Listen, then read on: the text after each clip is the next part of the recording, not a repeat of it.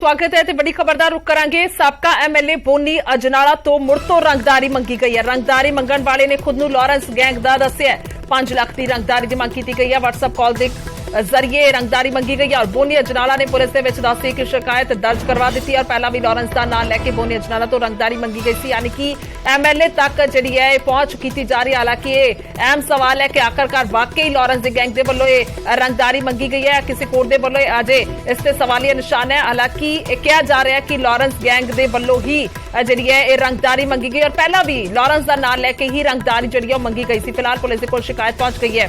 इस तो पहला असीं जिक्र किया कि फाजिलका दे विच 2 दुकानदार ने जिहड़े कि आम करांदे ने और मामूली कमाई उन्हां दी है ते उन्हां तो भी रंगदारी जिहड़ी है मंगी गई है, तो 2 लाख उन्हां तो मंगिया गया। पर हुणे अहम खबर है कि साबका एमएलए साबका विधायक नूं भी नहीं छड्डिया गया। बोनी अजनाला जिन्हां तो रंगदारी मंगी गई और मुड़ तो रंगदारी मंगण दी खबर है, क्योंकि पहला भी इन्हां तो रंगदारी जिहड़ी है ओह मंगी गई सी और खुद नूं लॉरेंस गैंग दा दस्सिया जा रहा है, जिन्हां दे वल्लों भी यह फोन किया गया है या फिर रंगदारी मंगी गई। सो 5 लाख की कीमत मंगी गई है रंगदारी दी और WhatsApp कॉल करके, यानी कि नंबर भी जिहड़ा ट्रेस ना हो सके, सो WhatsApp कॉल के जरिए यह रंगदारी मंगी गई।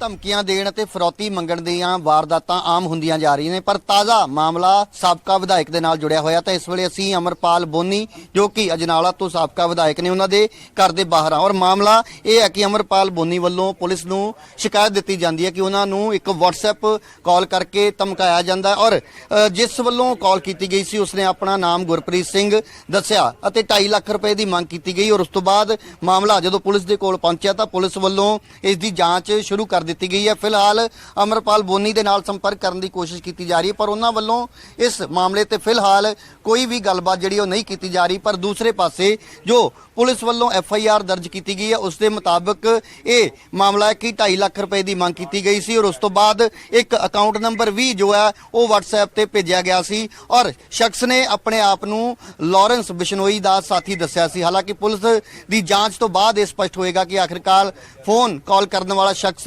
कौन है और उसकी मंशा की सी। पर फिलहाल जेकर असी इस मामले की गल करिए तो एक साबका विधायक नूं फोन कॉल करके इस तरीके की धमकी देना किते ना किते असी कह सकते हैं कि इन्हां लोकां दी सुरक्षा दे नाल जुड़िया होया मामला। हालांकि पुलिस वालों अमरपाल बोनी की सुरक्षा के लिए जिहड़े सुरक्षा कर्मी ने वो भी तैनात कर दिते गए ने, पर अमरपाल बोनी दे नाल लगातार असी फोन ते भी गलबात करने की कोशिश कर रहे हैं तो उन्हां वल्लों इस बारे कुछ भी जो है वो नहीं हाले कहा जा रहा। पर जिहड़ी FIR दर्ज की गई अमृतसर के रंजीत एवेन्यू पुलिस स्टेशन दे विच उस दे विच साफ तौर पर लिखिया कि जो अमरपाल बोनी वल्लों शिकायत दी गई सी उस दे विच उन्हां ने गुरप्रीत सिंह नाम का जिक्र किया और लॉरेंस बिश्नोई का यह दस्सिया गया कि वह अपने आप नूं मैंबर दसदा सी। तां हुण जांच तो बाद स्पष्ट होएगा कि आखिरकार जिस शख्स वल्लों ये कॉल की गई सी वो कौन है और की उसका लॉरेंस बिश्नोई दे ग्रुप दे नाल कोई लैण देण है या फिर नहीं। कैमरामैन हनीश कुमार दे नाल राजीव शर्मा, न्यूज़ 18 अमृतसर।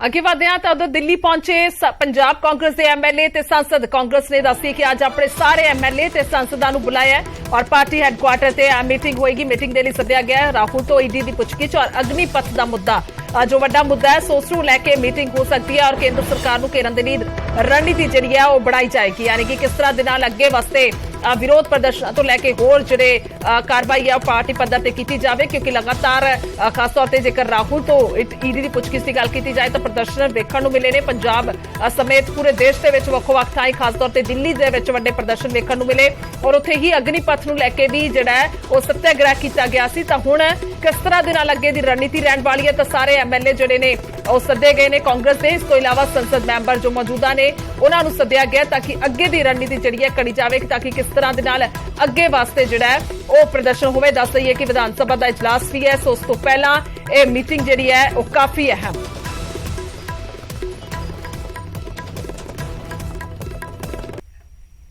को बुलाया अग्निपथ योजना को लेकर काफी नाराजगी जताई जा रही है, आप क्या देखते हैं सर? बिल्कुल, देश के नौजवानों में और देश में अग्निपथ योजना को लेकर बहुत सा लोगों ने प्रदर्शन किया है। लोगों इस बात से सहमत नहीं हैं। लोगों का मानना है कि ये गलत है, ये नहीं होना चाहिए था और मैं समझता हूँ कि इससे डिसिप्लिन भी आर्मी का टूटेगा और नौजवान भी इससे निराश होगा। ईडी के साथ पूछताछ की जा रही है राहुल गांधी और अब कल सोनिया गांधी जी को बुलाया गया है। आप सब लोग को एक मंच पर एकजुटता दिखाने को बोला गया। आप सब लोग पंजाब से पहुंचे हैं, क्या रोड मैप रहेगा? ये तो लीडरशिप तय करेगी, लेकिन जिस प्रकार से रोजाना ईडी का बुलाना और रोजाना जिस प्रकार से पूछताछ करनी और 12-12 घंटे 13-13 घंटे पूछताछ करनी, ऐसा तो कोई क्राइम किया नहीं है राहुल गांधी जी ने। तो मेरे को लगता है कि जिस प्रकार से देश चल रहा है, ऐसा लगता है कि ये पाकिस्तान की ओर बढ़ रहा है। ऐसा नहीं होना चाहिए। लोकतंत्र में इस प्रकार का दूसरी पार्टियों के साथ, ऑपोजिशन पार्टी के लोगों के साथ अन्याय होना, पुलिस का व्यवहार भी गलत था। कल अलका लांबा जी और तमाम आपके जो नेता हैं, सांसद हैं, उनके साथ पुलिस की झड़प हुई, नोकझोंक हुई। बिल्कुल ये जरूर देख लेना चाहिए कि अगर शांतिपूर्वक तरीके से कोई व्यक्ति बैठा है, उसके साथ मैन हैंडलिंग करना तो बिल्कुल गलत है। ये तो सरासर अन्याय है चुने हुए लोगों के साथ। मेरे को लगता है कि लोकतंत्र में ऐसा तो कभी देखा ही नहीं था कि चुने हुए नुमाइंदों के साथ इस तरीके का व्यवहार, कि जैसे वो बाहरले देश के हों, कोई टेररिस्ट आ गया हो। एक आखिरी सवाल ले लेते हैं सर, संगरूर के ऊपर। संगरूर उपचुनाव में किस तरीके से कांग्रेस परफॉर्म करने जा रही है? परफॉर्मेंस का तो मेरे को पता नहीं किस तरीके से परफॉर्म करने जा रही है, लेकिन हमें ये लगता है कि आम आदमी पार्टी इस बार चुनाव हार। कल सोनिया गांधी को भी ईडी ने पूछताछ के लिए बुलाया है और अग्निपथ योजना को लेकर भी कांग्रेस एकजुट है और तमाम लोगों के साथ है जो विरोध प्रदर्शन कर रही हैं। क्या कहेंगे सुजिंदर रंधावा जी? देखिए, अग्निपथ का जो है, मेरा अपना इलाका डेरबा बनारस में आया हूँ और जब भी 71 या 65 की वार जो रही है, सबसे हॉट एरिया वो रहा है।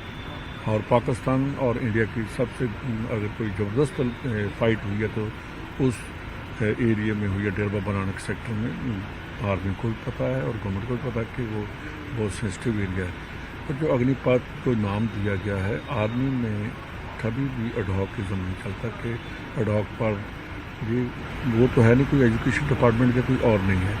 वहाँ पर डेडिकेटेड आर्मी चाहिए जो उनका पूरा का पूरा आर्मी की तरफ ध्यान हो और कभी भी उनको ये ना लगे कि हमने वापस भी जाना। पूछताछ हो रही है ईडी द्वारा, 5 बार की पूछताछ होगी है, देर रात तक पूछताछ हो रही है। कि किसी भी लीडर को इतना जलील करना ये बहुत बुरी बात है और हर लीडर का इज्जत मानना चाहिए। अगर पूछताछ है तो एक दिन में भी पूरी हो सकती है। ये उनको जलील कर रहे हैं और बदनाम करने की कोशिश कर रहे हैं। रंधा साहब, आप तमाम लोग पहुंचे हैं, आप लोग को बुलाया गया है, हर राज्य से तमाम सांसदों को, विधायकों को बुलाया गया है। कल मैडम सोनिया जी को ईडी के सामने पेश होना है, क्या रूपरेखा रहेगी आगे? ये तो अब हम जा रहे हैं ICC, वो हमें बताएंगे क्या करना है, फिर आगे बात करेंगे। अच्छा, एक आखिरी सवाल ले लेते हैं, संगरूर पे क्या कहेंगे? उपचुनाव के नतीजे जल्द ही आ जाएंगे, चुनाव है, किस तरीके से आपको लगता है कि आपकी परफॉर्मेंस कैसे रहने वाली है? हमने